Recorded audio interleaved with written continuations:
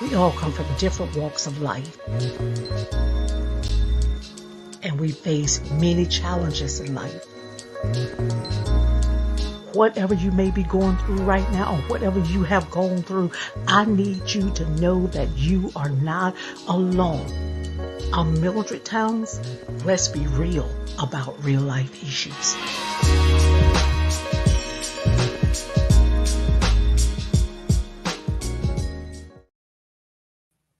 Hello, and welcome to Let's Be Real About It, where we're real about real life issues. I am your host, Mildred Towns. Our disclaimer is that this is a no holds barred zone. Therefore, some of the contents of the show may be offensive to some, but that is not the intent of the show. If you're watching this show on YouTube, please subscribe to my YouTube channel. Just hit that button and like button and subscribe to the channel. I'm excited about my guest tonight, and her name is Lenette Hillian. I just want to welcome her tonight. Hey, welcome to Let's Be Real About It. It's indeed a privilege and a pleasure to have you as my guest tonight on the show. So welcome. Thank you. Yeah, I'm gonna get you to go ahead and introduce yourself. Sure. Okay. Hi, my name is Lenette Hillian, and I'm an independent advisor. That is what I do. That's not what I do full time. I'm actually an educator, and I have been an educator for over 15 years. Okay, so tell us, what is an independent advisor? So an independent advisor is one that has access to a variety of different carriers or insurance companies. So it's not just one particular product or option that may be available to a client. So there may be a plethora or a lot of different options available. So let me ask you this. Why did you choose the path to become an independent advisor? Why did you choose that path? Well, I chose that because you can either be one that's exclusively with one company, or you can be an independent advisor. And that means that, as I said before, that you have the variety of carriers that you can actually know in terms of different products that are available based on the needs of the client. So I like the variety and being able to, if it's not just one option, there may be 5 to 10 in terms of the different carriers based on the needs of the client. So when you say carriers, you mean like, Insurance. explain that so we'll know what you mean when you say carriers. Okay, so when I say carriers, meaning that we're talking about insurance companies. So Okay. there may be, when I say carriers, because they're the ones that would be offering the policy. Okay. Mm-hmm. Okay. So how long have you been an independent advisor? How long have you been doing it? A little over a year. So I have been an independent advisor for a little over a year. Mm-hmm. So what brought you into let me put it like this. What made you decide that this was what you wanted to do? I'm an educator. And so with that being said, I wanted to make sure others were informed. Okay. Yeah. In what states are you licensed? If someone does not live in the state, you're in Virginia. Yes. So if someone don't live in Virginia, doesn't live in Virginia, are you still able to assist them? Say somebody live in Georgia. I'm from Georgia, so I'm just going to use Georgia. And someone lives in Georgia, and you're in Virginia, or they live in South Carolina. Let's say South Carolina, Georgia, North Carolina, Alabama. Are you licensed? Can you assist them in those different areas? Well, I'm licensed in Virginia. I happen to be licensed in Georgia. I'm also licensed in North Carolina, and Maryland and Texas are the ones that I'm licensed. And if you do not live in any of those states, again, there's something I need to do on my part in order to be able to talk with you.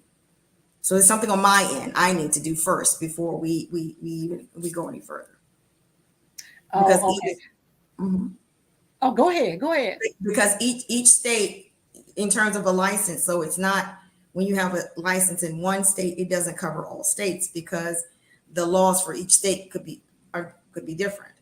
So I would have to have a license in each individual state. Okay, so you had to have a license even before you can talk to someone, Yes, in another state that you're not licensed in. You have to have yes, a license. Okay, yes, okay, yes, okay. yes. So what is proactive protection? Proactive protection is what I like to call, people would say, insurance. And I prefer proactive protection because you are planning for the future. So not just the here and now, but we need to proactively protect our families as well as ourselves. So it's not reactive, it's proactive in the sense that we are protecting ourselves and our loved ones before an event occurs.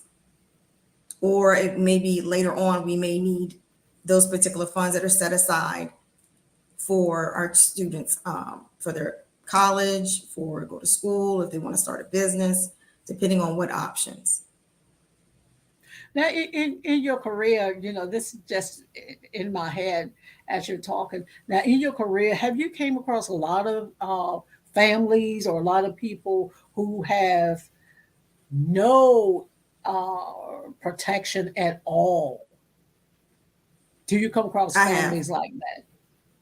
I do. I come across a lot that do not already have some type of proactive protection, or there may be an event such as they may have a relative or a friend that has become ill, and they're not able to work, Hmm. and so there's some type of catalyst or some type of event that kind of jump starts them, and maybe I should consider some type of proactive protection for my families. And I do come across individuals who they don't have any. There's no proactive protection for their children. There's no proactive protection for themselves, for their spouse, and or they may have it, and then no one else in the family has it.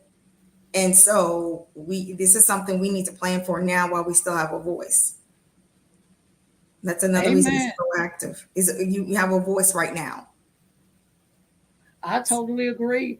I totally agree because I hear the lady on sometime on WTJZ, you Mhm. know, stop the GoFundMe, Mhm. be proactive as you saying, Yeah. so that when death occur, that last minute when you need it, then you don't have to try to raise the money to get it. Yeah. And then the other thing is proactive people. I say proactive protection because people think when they hear the word insurance, they tend to think it's only associated with death. And that's not the case. It's, Hmm. that's just a part of, the proactive protection. But there's some other options too if they qualify for it.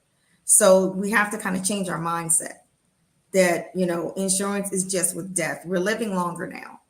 So we need to be proactively protected.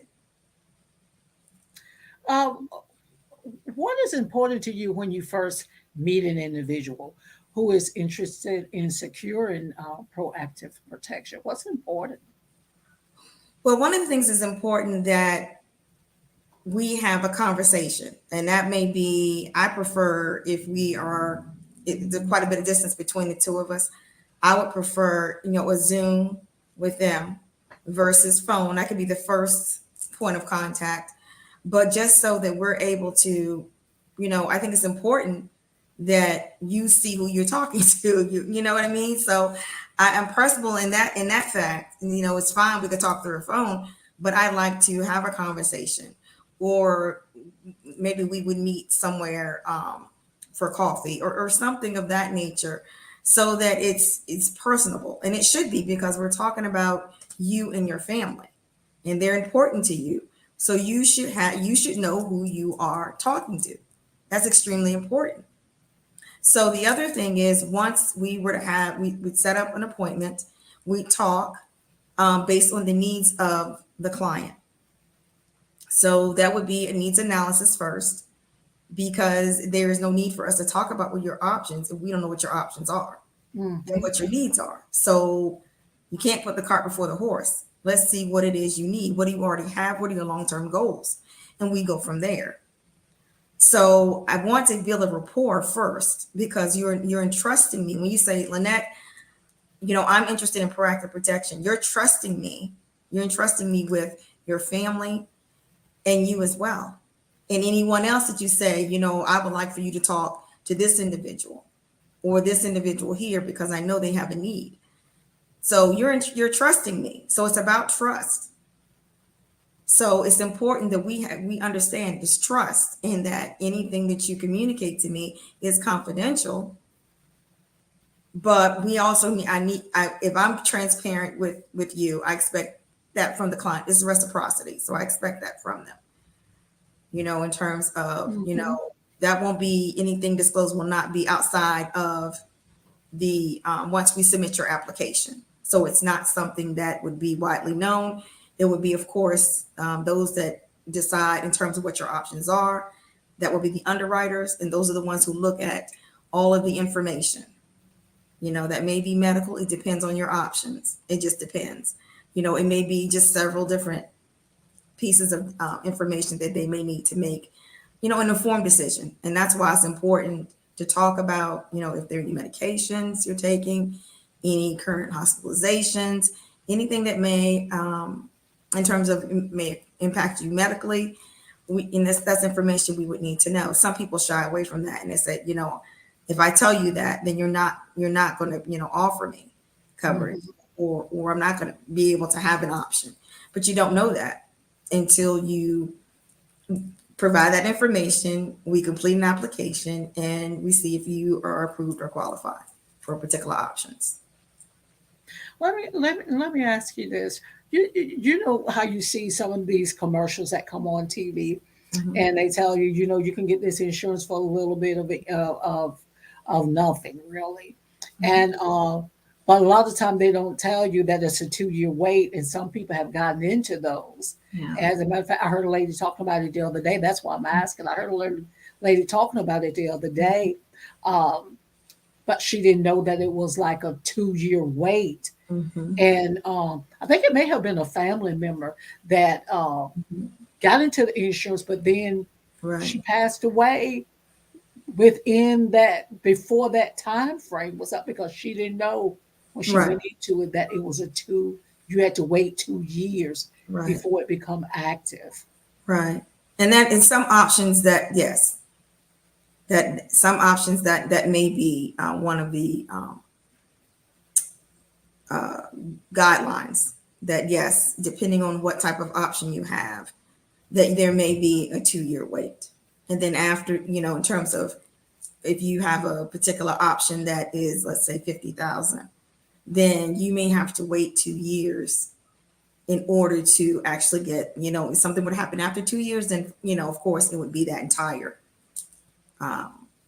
policy value. But there are some different stipulations depending on what option is available to you. And that's why it's important to, ask questions. And sometimes people don't know what to ask, True. You may not know what to ask. True. So that's why it's important that we have that needs analysis first, and then say, well, what is it exactly with this option? What do you want to be able to do?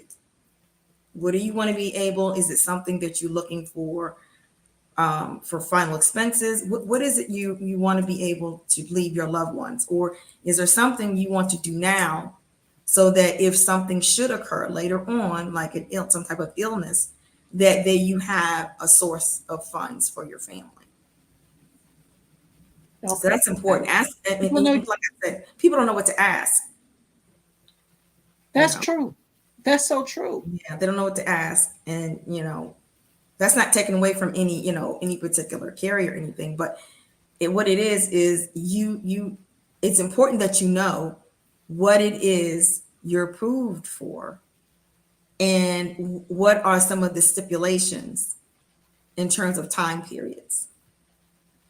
So those are the things you need to ask. If I have this particular option, and it may be guaranteed or what have you, that but there may be that you have to wait a particular period of time in order to have that actual entire amount for the policy. Hmm. Why is it important for everyone to proactively protect themselves and their loved ones?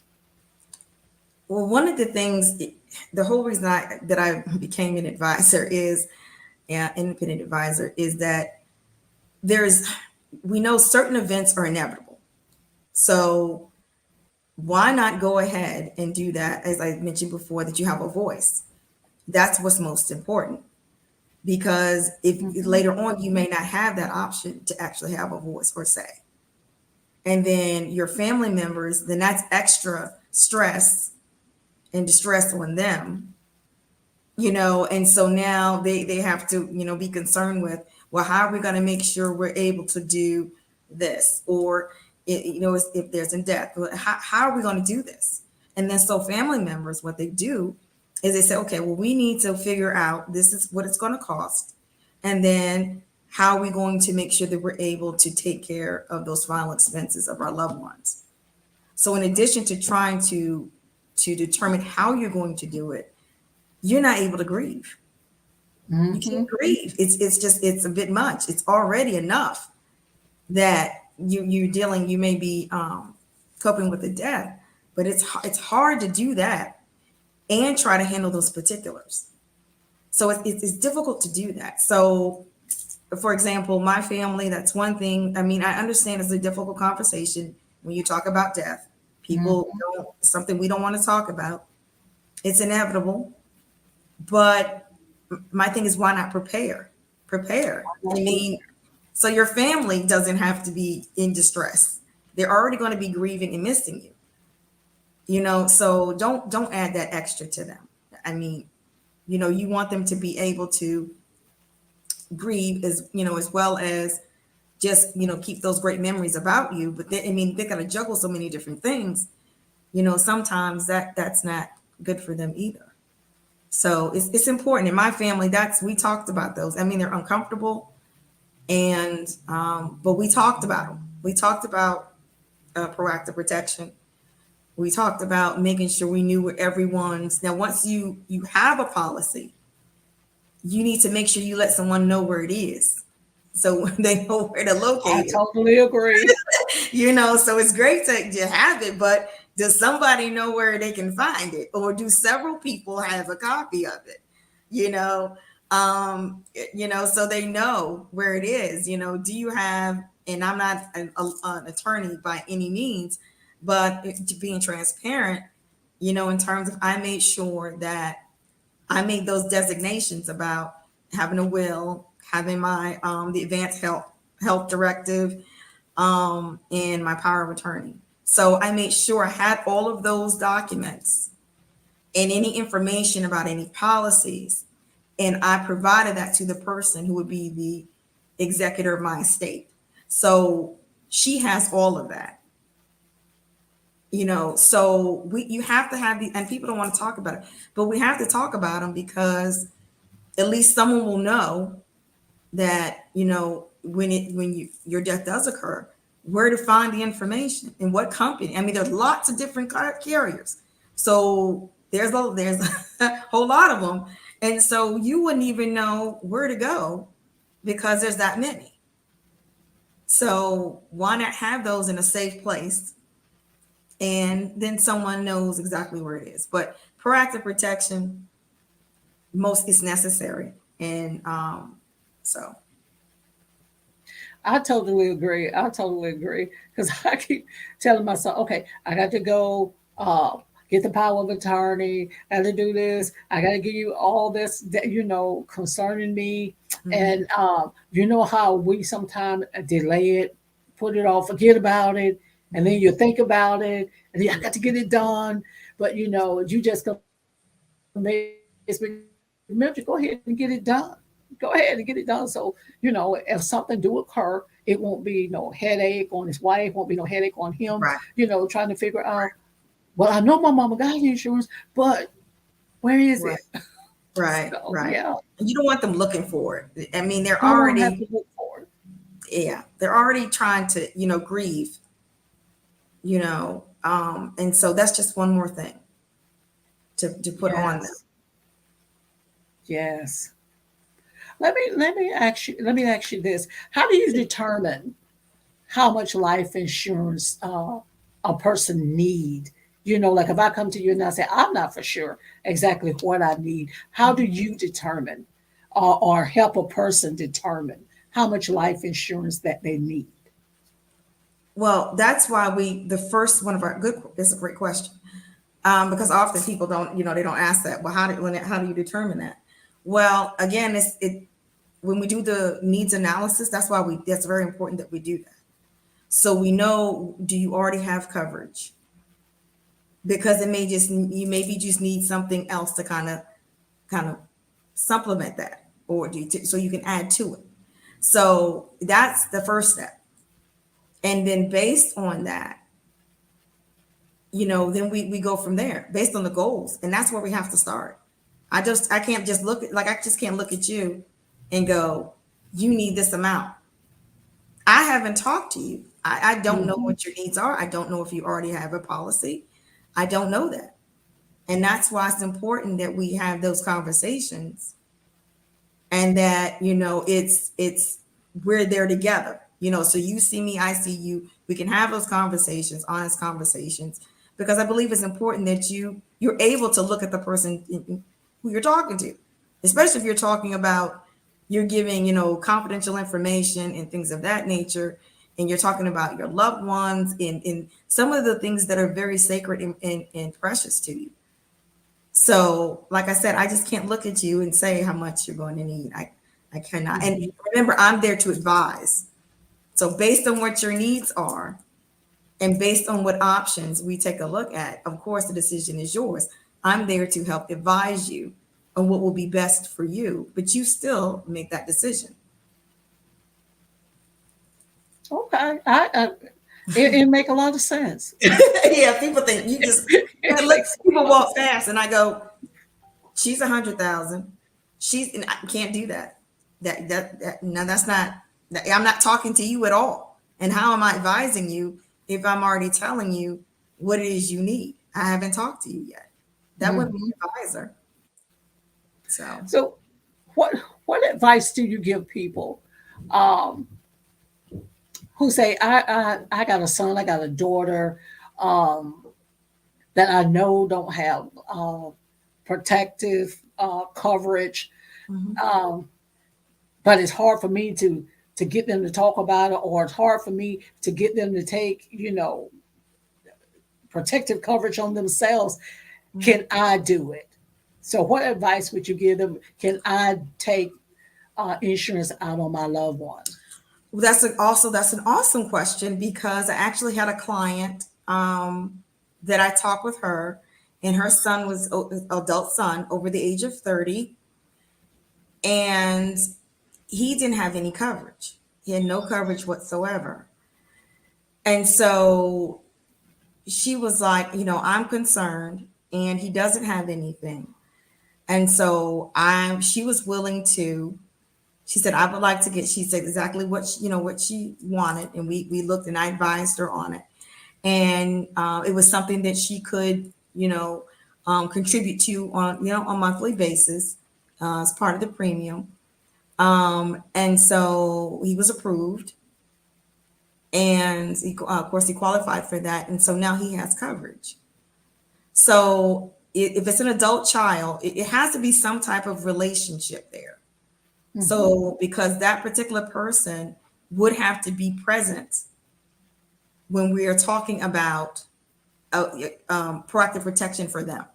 So it's not that you can just say, I like to obtain a proactive protection policy for my son, and then your son knows nothing about it, and he would also have to sign the paperwork as well.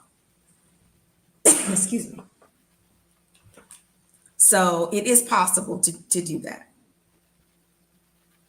But the person has to be, who you're taking the insurance out on, has to be present at the time because they have to sign the forms. Well, this how I operate is, I mean, the person that's insured needs to know that there is a policy and they are the insured. And so their signature is required as well. So it's not just I need to get a policy for for my son or my daughter or my nephew or whomever, but they would need to know that. They would need to know that in terms of, now I'm talking about those who are over the age of, who are 18 and over. So if they're younger than that, of course, it's the parent or guardian because they're not an adult. And so, but that is possible because I've actually had that happen. Let me ask you this too.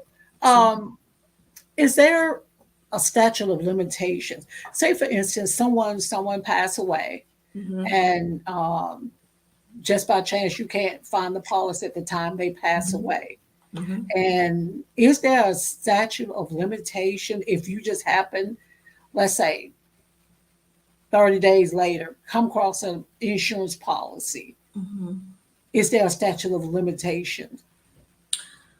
I have not been aware if there is, and that's actually a good question.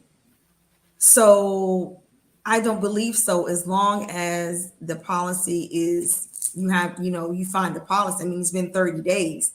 I mean, so it just really depend on the policy, but I have not heard of any. I'm not saying that they're, of course it could be 3-4 years later, depending on the particular option. But that's actually a very good question. A very, very good question, but not to my knowledge. No, because depending on it, what it depends upon is the policy and what are the particular guidelines for that policy.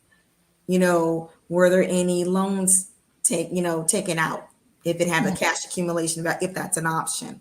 So it depends on lots of different things. So it could be $100,000 policy, but if the cash accumulation, let's say, is 20,000 and someone takes out 10,000, for that, then, the actual policy plus the accumulation value will be less because you've taken out the loan and it wasn't not paid back on the, for the policy. So, but it's a very good question. That's not something, it's a good question. And you mentioned the cash value. A policy, if there's cash in it, and say someone passed away, it's 30 days later, a year later, you find the policy, and if there's cash value in will the cash value continue to pay for the policy? Well, if the insured has died, then they're the insured, then they're not being insured anymore because they are deceased. But I'm saying, like, if they can't find the policy, say the family can't find the policy, somebody passed away, the family can't find the policy, but there's cash value in the policy. It would depend on a couple of things. They find it a year later, the person dead, now it's a year later. Value in the policy continues to pay for the policy. Right. Well, I would think that's a good question. That's a good question in terms of they're not informed about whether. Yeah, you can't find the policy. The person died a year later, but they had cash in the policy, even though you may not be making the payments on the policy, but there's cash in the policy. Does that cash in the policy continually make the payments? Because it's a cash value in there. Well, let me go back and let me explain a couple of things though, because when I say cash value, let me explain what that means. Cash accumulation, cash value. So with that being said, there are differences in different policies. Like you have your permanent policies where there is a cash accumulation or cash value that can build up. And then there are term policies. term policies have no cash value whatsoever. So let me say that first. They have no cash value whatsoever. So you could not call and say if you had a $150,000 term option. Term just is a specific period of time. So if I have a 30-year term, it's 30-year term. That's it. After that's over, if I want to continue with it, then of course, because I'm older, my premium would be higher. So it just depends on what we're now. So since I'm talking about cash value, cash accumulation, that has to do with a permanent policy. So that could be your whole life. And then there's some other options. So I'm going to clear that up first, because I don't want people to think that if I have a term, then I've got some cash accumulation. You do not. There is no cash accumulation with that. So to get back to your question, it depends on, well, when they're notified. So once you find out and you want to say, well, I'm ready to cash in. So whatever's built up there would be what you would receive, because it's already it's built up. Okay. So since we're talking about a whole term and term life, well, whole life and term life, what's the difference between the two? So whole life. And I know you just explained that, didn't you? It's okay, but sometimes because it's a lot for people to grasp, because they say, okay, if I say I do proactive protection policy, if I have one of those policies, well, what is it I have? What exactly do you have? That's why I'm saying it's important to have a discussion at the beginning, and you're talking candidly about what it is your goals are, so that you can say, well, I would like to do this, or I would like to leave something for my children, or I would like to have a proactive protection policy for my children, so later on they could have some money for college. So a whole life, well, those are guaranteed. So it may be a certain percentage. Then you have other options that are compound interest. Again, those are permanent policies. Permanent meaning they're going throughout my life. So for example, I have a policy that is going to be with me till I'm 121. Is 121? Yes. So, that's my life. That's my lifespan, anywhere in between there. Versus a term is only going to be a specific period of time. So sometimes you have a 10-year term, 15-year term, 30-year term. It really depends. And that's just a term. That's what's called term, because it's just a specific period of time. Versus permanent, we're talking about when you say whole life, that means, from wherever the policies issued to a certain number, and it could be a year 100, it could be 121 if you want to expand it that far. Some may not want to. It just depends on what the needs are. But you do have that option to where it can be carried out. And it also depends on when you actually submit your application as well. So again, there's some companies, some carriers that begin coverage at 15 days old. There's some companies that do that. It just depends on, again, what the option is. What are your goals, ultimate goals for this particular option? Do you want to build a legacy, or what exactly are your goals? So when you think about term, simply no cash accumulation. No cash accumulation. Cash accumulation means building up cash, so that can be, you can have that there. There's no cash accumulation whatsoever. With a whole life or some other options that are permanent, that will help build up cash accumulation, because it's a permanent policy versus just a particular period of time. Okay. And since you're on that, and I know you touched on this, Excuse me. On some proactive protection policy, build cash value. What is cash value, and how does the cash value increase? How do you get it to increase? So what happens is, when you pay your premium, there's certain fees. If you pay it by, monthly, it depends on what your option is too. Some people prefer to pay monthly. Some people may want to do for the whole year. It just really depends on how you're paying that in terms of how that particular cash is going to compound. The more cash you have there, the more in terms of you're able to add to that cash value. So there's some options that are there's a guaranteed rate, and there are other options that compound. There's compound interest. So when something compounds over a period of time, and the more cash or monetary value you have in there, it's going to grow. Mm-hmm. So again, it really depends on the particulars about what it is your needs are. Excuse me. The longer it sits, it's just, like I say, for example, if you have a child, let's say you had a life event and you have a child, and this particular option is, they're maybe covered from the days of 15 days old. So if you let that sit, and it's a compound interest, it's going to compound. Excuse me, y'all. Something is tickling my throat.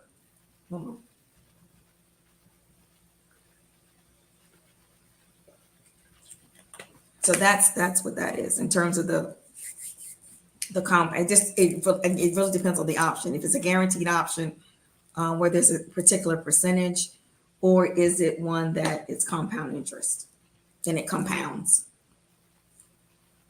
When you talk about final expenses, Yes, ma'am. because I know we had mentioned that too.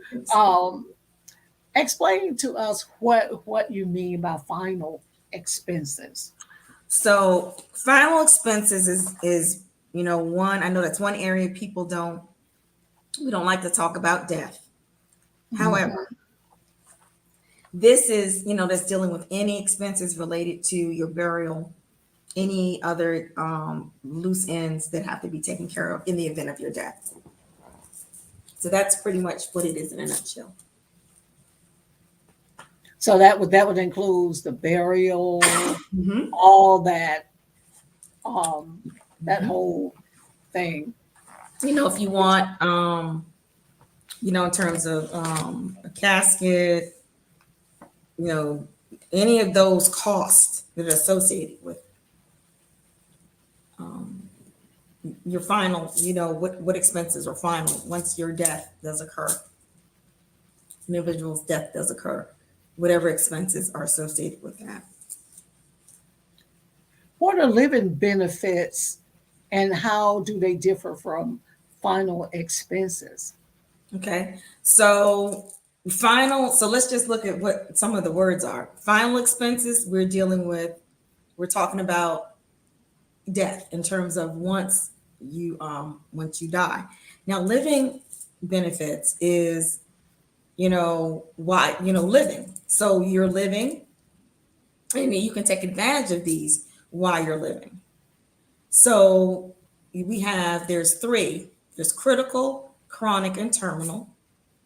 Terminal is you have less than 12 months to live, and that is something that's been determined by a physician.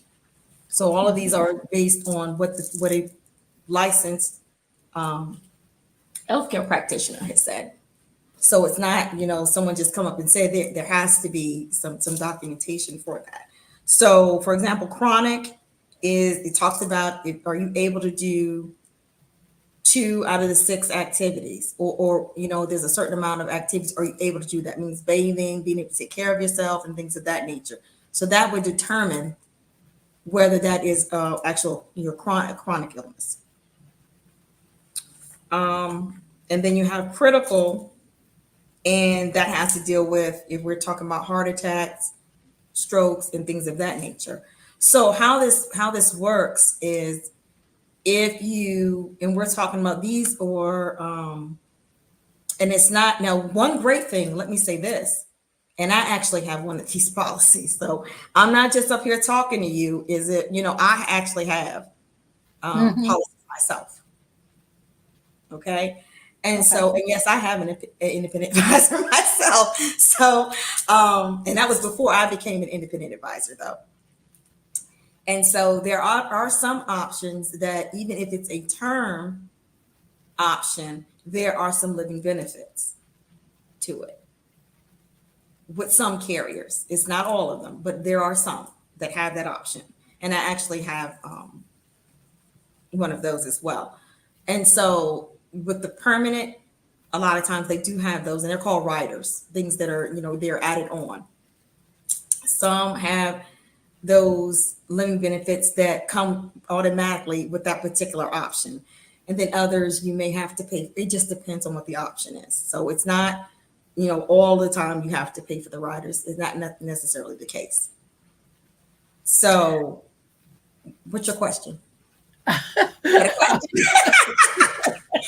I know you already. I was like, let me pause because I know she's got one coming. I know it. I know she has one coming. I was just waiting. Go ahead. It was coming.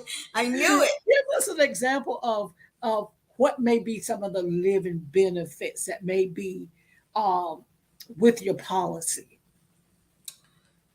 So let's say that you have, so those are your living benefits, the terminal illness, something, where you're less than 12 months to live, your critical. Okay.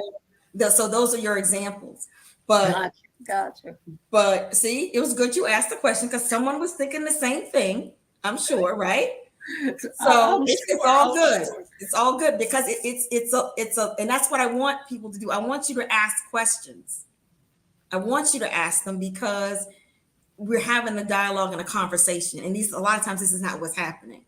So it's important. So you ask me all the questions you want because, it's important that we do this. It's important. And so there's no question I'm what really you shouldn't be asking me that. No, ask the question. It's important that we do that. So for example, let's say you have a particular policy amount. And so what happens with the living benefits is that you're able to access that policy amount by a percentage.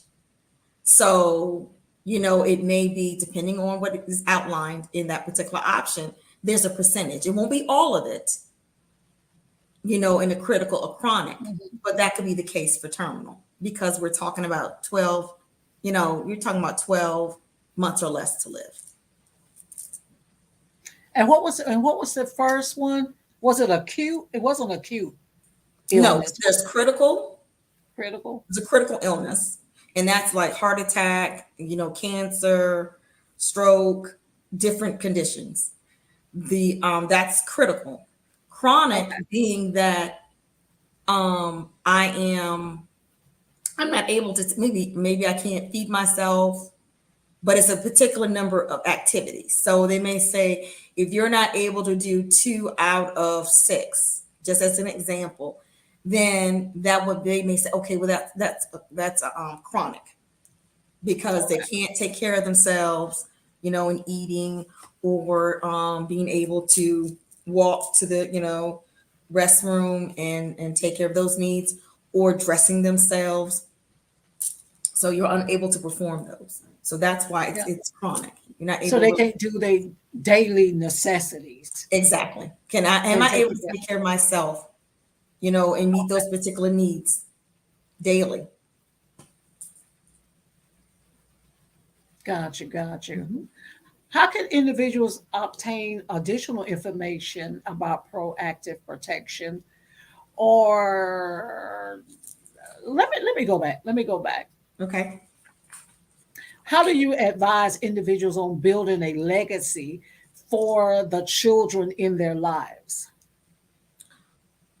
One of the things that I think sometimes people that's why they don't like the word insurance. Or it is what it is, but I want people to think about it differently because what it is you're proactively protecting whomever.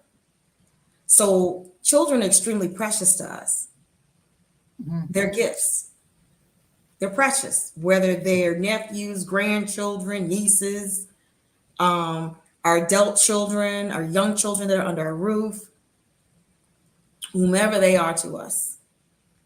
And so why not help build a legacy for them so that later on in life, particularly if it's and when I say that, I mean in terms of a permanent policy for them, permanent. So that means it's building that cash value or cash accumulation, accumulating cash value. So that's what I'm talking about. I'm not talking about term. I'm talking about the permanent option. So if you have a child that's 10 years old, why not go ahead and start one for them now that will follow them through their life? Yes. So once it's set, once it's issued, it'll follow them through their life. Now, when they get older, then of course, they're an adult now. Excuse me, they're an adult. So then it can be, transferred to them if so desired, or maybe they want to get their own another way, and then they have that one. But it's important that we do that. Mm-hmm. The sooner you do it, the more time there is for it to sit and to grow, especially if you have an option that's compounded interest, and it compounds and it compounds. And as they grow, certainly show that cash value. And that's what it's about. So let's say they're 10, and maybe in 30 years, maybe 40 years from now, depending on if you've added some.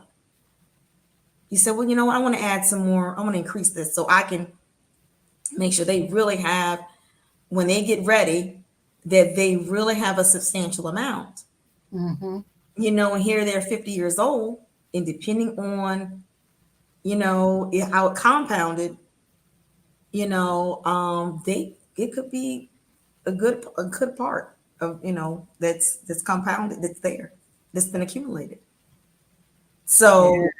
the sooner you do it, especially for those you love, and even if they're adult children, as I gave in my previous example, Mm-hmm. but this is the thing.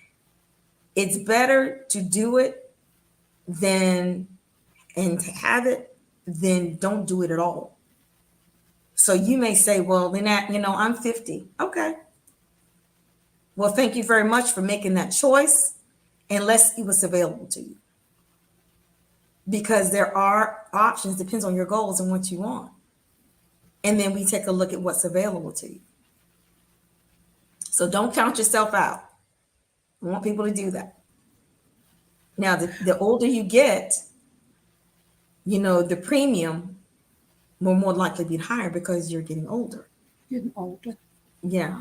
So premium is what you pay, if you want to do it monthly. Some people, like I said before, may want to pay all of it, in 1 year. It really depends on what they want to do. But in terms of your premium, you want to have options. So give your children options. Yes. That's important. We have options. Things are high. We don't even talk about that. Food, everything. Gas, housing, all these different things that are increasing. So why not have something that you can, and when I say legacy, I'm not saying that you're looking at, okay, legacy that when I'm deceased. No. Legacy in that they are able to use that and actually tap into that later on. I like that. I like that. Mm-hmm. So don't So think let me about ask you it as this. that. Don't, because Huh? I'm going to leave a legacy. That means, I'm leaving this for them that when I die. No, they're building the legacy now, and you're here, you're living. So build that legacy so that they're able to tap into that later. And that's why I say that in that sense, that's a legacy that you're leaving for them, because you're thinking about that right now. That makes a lot of sense. A whole lot of sense. Yes, a different way of looking at legacy. People tend to think I'm going to leave a legacy, and when I die. No. We're living a lot longer now. Mm-hmm. So let's stop focusing on just the death aspect of it. Yes, it's a part of it. Yes, it's inevitable. I totally get that. We can look at that option too. But why not do something for your children? And you can leave that legacy now. Leave it now. Leave it now. It doesn't have to be later, or you say, well, I'm going to leave this amount to my beneficiary when I die. Okay, that's death, but you're living right now. You know what I'm saying? So Mm-hmm. it's contingent on when you die that they receive whatever is there. But why not do that now while you're living?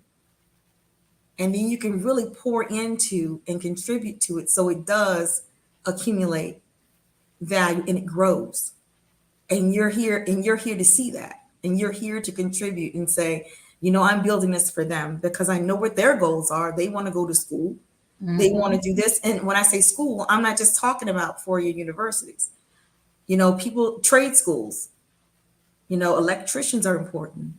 Plumbers are Yes. important. They're Yes. important because if something happens in my house and my plumbing goes, I need a plumber. So they're important too. And that requires them to go to school to get there so that they're trained, and so they're important as well. So I don't want people to think she's just talking about, because everybody doesn't necessarily want to go to college. I understand that. Totally get it. They have other desires and other goals, and they're still going to be successful at those. So Yes. it's just based on, if they want to use it for schooling or later on in life, maybe they want to open a business or what have you. It just depends on what option you have. So I say don't count them out, don't cut them short.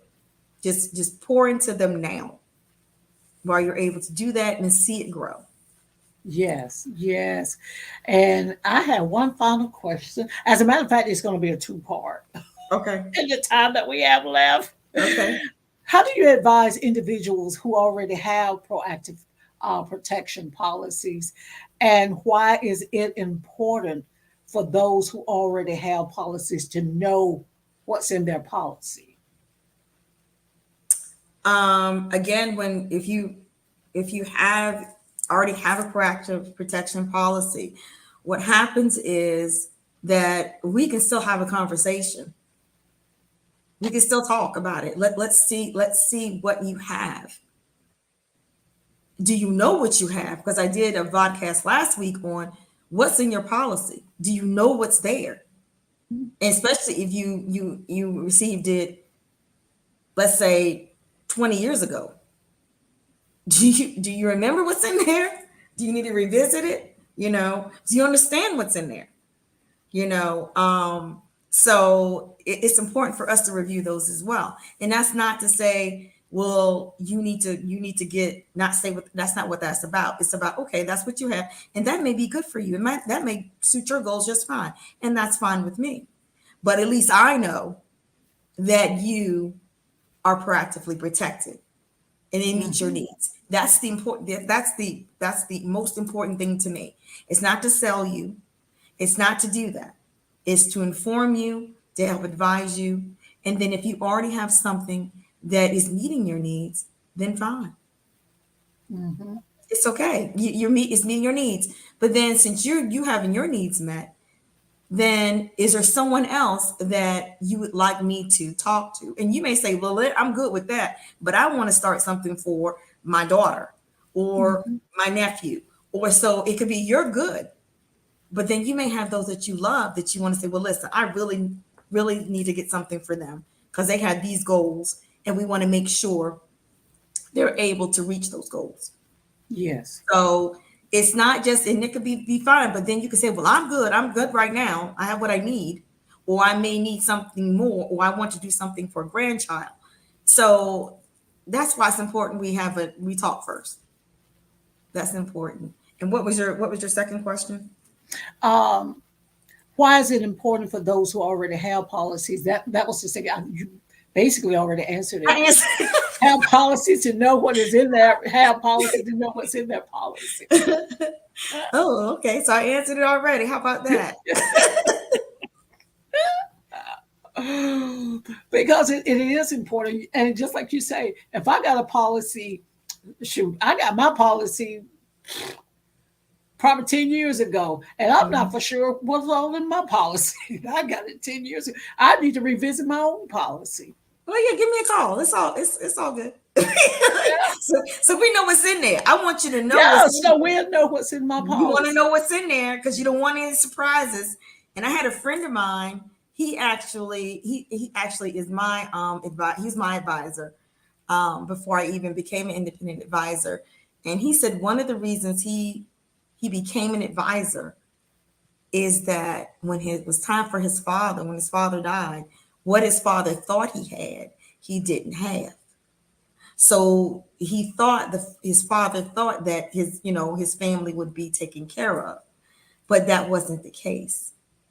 So that's why it's important to know what you have, and is it sufficient, and is it meeting your needs now? Because people have life changes, children are born, divorces, things that take place, and when those changes occur, one of the first things you want to think about is, what proactive protection do I have?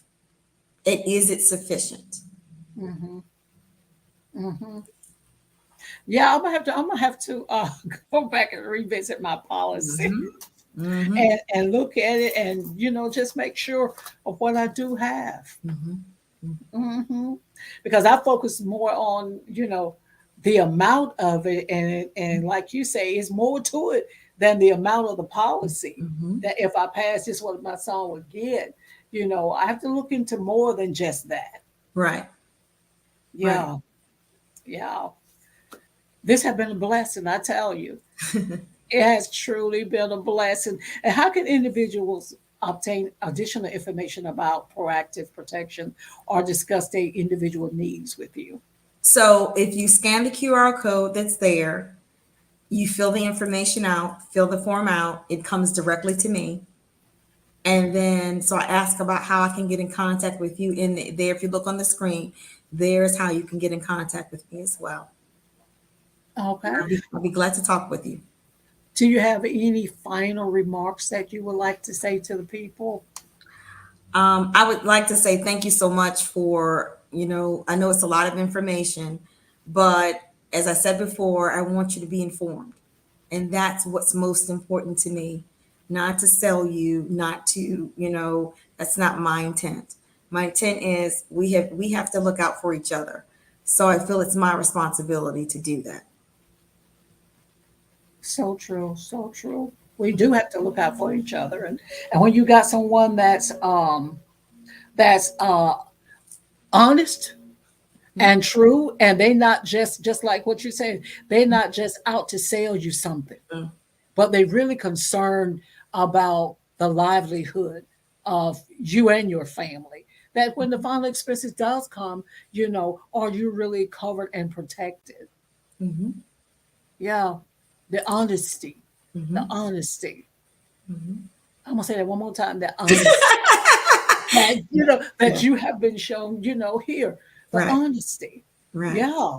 So Yeah. y'all, contact her. Scan the code that she had up, or how can people contact you? If they happen to miss the what you call QR code. Yeah, there's my number there. It's area code 757-598-2132. Amen. It has been truly a blessing. And thank you so much for being on the show. I can't Sure. thank you enough. I can't thank you enough for Well, taking the time out of your schedule and coming, Sure. just talking to the people and giving them, something to really focus on and something to really think about, in the days ahead, in the weeks ahead, that's coming, because we never know. We never know. Right. Because life is changing. Things are happening, just like you said. And y'all, please subscribe to my YouTube channel, Let's Be Real with Mildred Towns. Please go on and subscribe to it. If Let's Be Real has been a blessing to you, please consider sending a love offering to $ Mildred Towns. You can contact me at 757-776-2987 or iHeartMinistries@gmail.com. And I want to give special thanks to all our viewers who watch the show nationally and internationally.